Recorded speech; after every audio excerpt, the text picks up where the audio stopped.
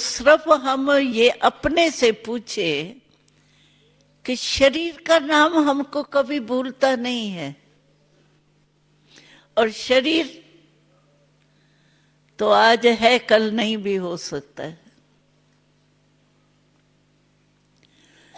है विनाशी शरीर, लेकिन याद अविनाशी है।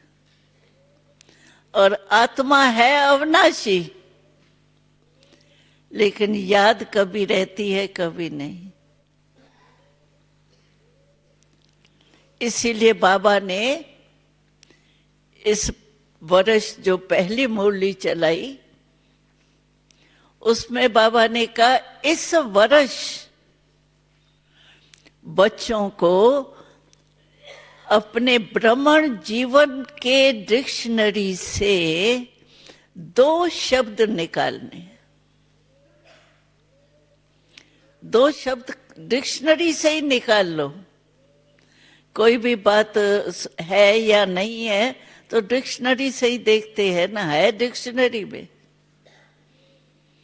तो बाबा ने कहा 2 शब्द अपने डिक्शनरी से निकाल लो।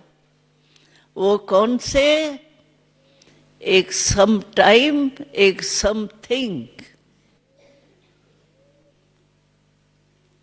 बाबा ने कहा ये शब्द ब्राह्मणों के डिक्शनरी में होते ही नहीं है। क्यों सम टाइम?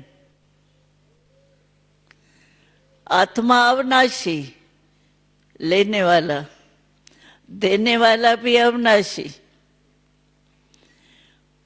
और जो प्राप्ति है वो विनाशी क्यों?